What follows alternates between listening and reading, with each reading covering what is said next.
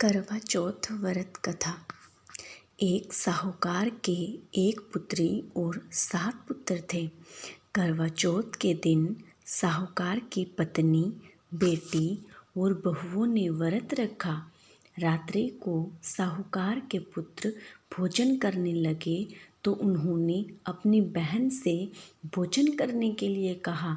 बहन बोली, भाई अभी चंद्रमा नहीं निकला है, उसके निकलने पर मैं चंद्रमा को अर्घ्य देकर ही भोजन करूंगी। इस पर भाइयों ने कहा, ऐसे तो बहन भूखी रह जाएगी। इसके लिए उन्होंने एक योजना बनाई और नगर से बाहर जाकर अग्नि जला दी और छलनी ले जाकर उसमें से प्रकाश दिखाते हुए बहन से कहा, बहन चंद्रमा निकल आया है, अर्घ्य देकर भोजन कर लो।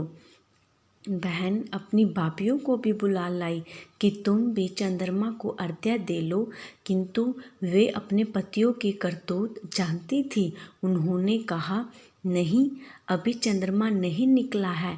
तुम्हारे भाई चालाकी करते हुए अग्नि का प्रकाश छलनी से दिखा रहे हैं। किंतु बहन ने भाभियों की बात पर ध्यान नहीं दिया और भाइयों द्वारा दिखाए गए प्रकाश को ही चंद्रमा मानकर अर्घ्य देकर भोजन कर लिया।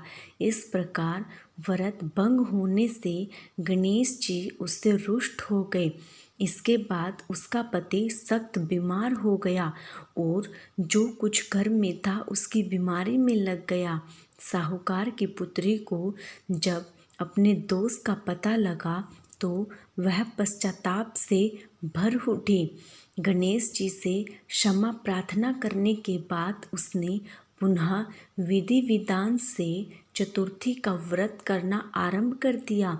श्रद्धानुसार सबका आदर सत्कार करते हुए सबसे आशीर्वाद लेने में ही उसने मन को लगा लिया।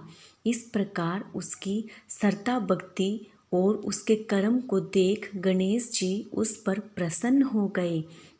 उन्होंने उसके पति को जीवन दान दे उसकी बीमारी से उसको मुक्त किया और उसके पश्चात धन संपत्ति से भी युक्त कर दिया।